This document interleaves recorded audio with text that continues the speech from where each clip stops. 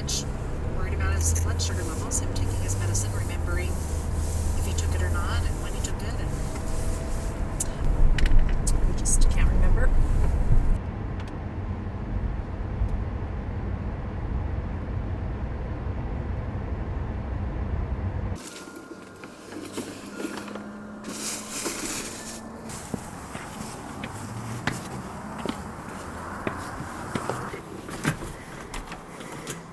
Entree Lucy will play. You doing okay? No, No. I'm just getting too damn old.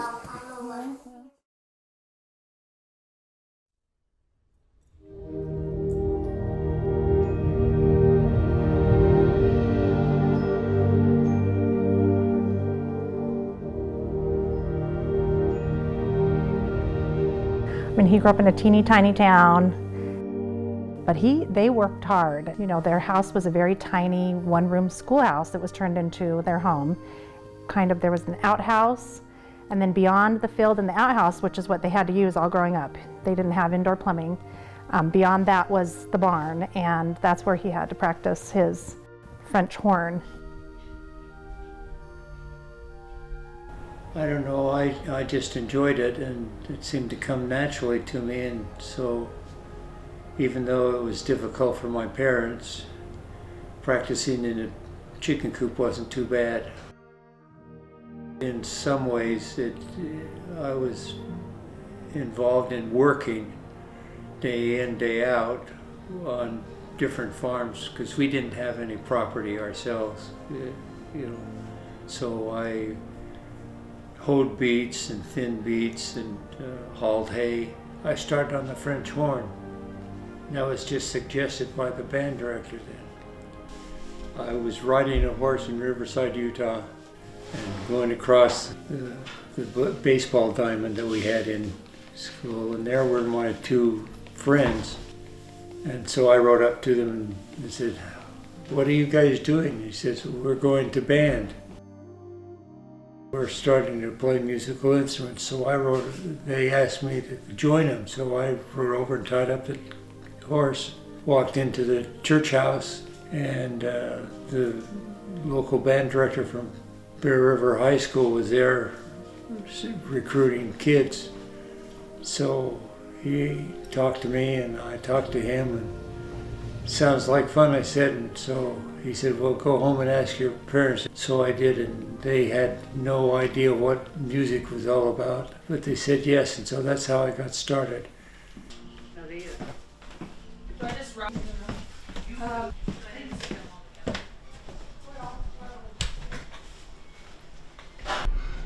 It's on the summer, and this is a high school orchestra, and there's me with the scream bass.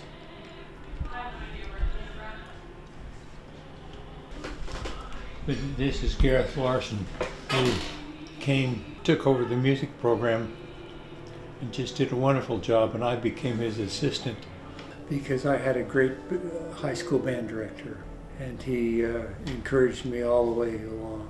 Then when I got to a certain point, he thought that I should take private lessons, and so the assistant band director at Utah State traveled over once a week to give lessons, and I took lessons from him. Well, at Bear River High School, and the band director there suggested that maybe I should go with the School Band of America on its first European tour. Of course, we didn't have any money, so he said he'd help me get money. So from different organizations, I was able to go on the first School Band of America tour. I went by myself. Flew, if you can imagine.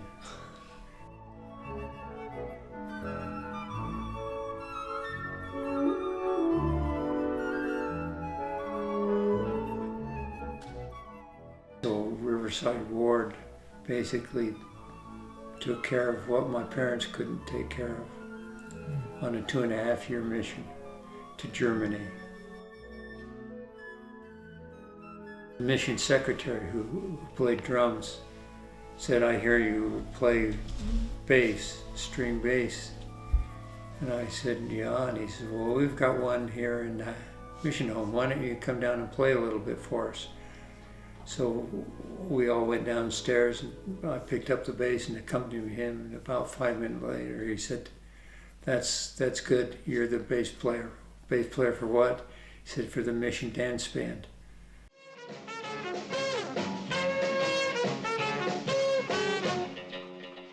Every Friday, my companion and I would go over to the mission home, and I would leave him, and then a small band, dance band of 4 of us would go out and play dances for mission, for different wards and different stakes in the mission field. We did that for, 6, 7 months.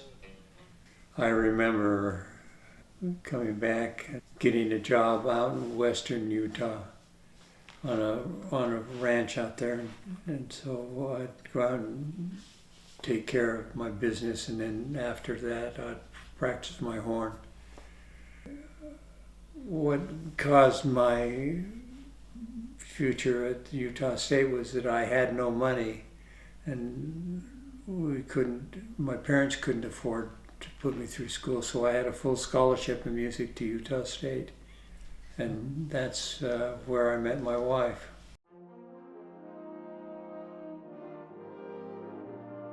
I was a piano major, a piano performance major. He was majoring in music ed, and we met in the old band room was a converted restaurant, and we met at the water fountain in the back of the room. We visited for a minute or two, not much, and I went back to my apartment where I resided with Stan Giles and his 2 brothers, and I mentioned to them that I'd met Nancy, and they said, "Oh wow, you need to call her and we'll go on a date."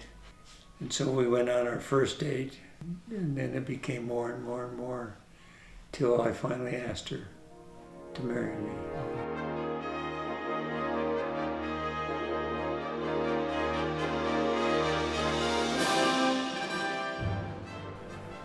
She was the best thing that I'd ever met.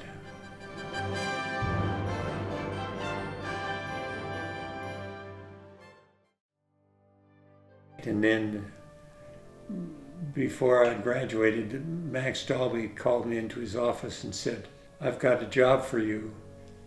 You can go up there and teach the junior high school kids at the same time you're going to school in Logan." They won the first Davis County, won the first Davis County marching band competition, and the first 2 years that they had that competition. With the Bountiful Band, we won a competition called the Mountain States Band Competition, which was held in Tempe, Arizona, at Arizona State University. But we had a phenomenal band there. Most of the kids studied with Utah Symphony players and decided that we should go down south to Phoenix, and I could teach at high school in Phoenix and work on my doctorate at Arizona State University, which we did.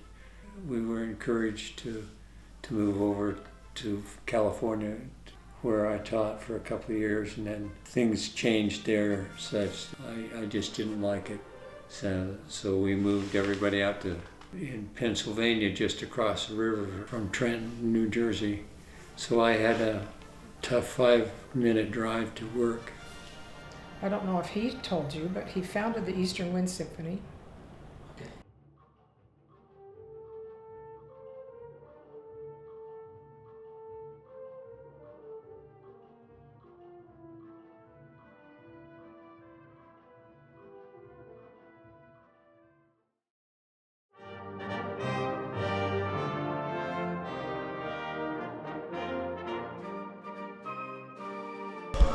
There's me conducting.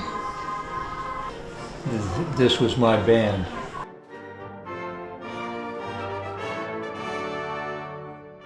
You can hear his pieces on the radio now. You can hear his groups. He transcribed a lot of music, and there are big name bands who actually play it on classical radio.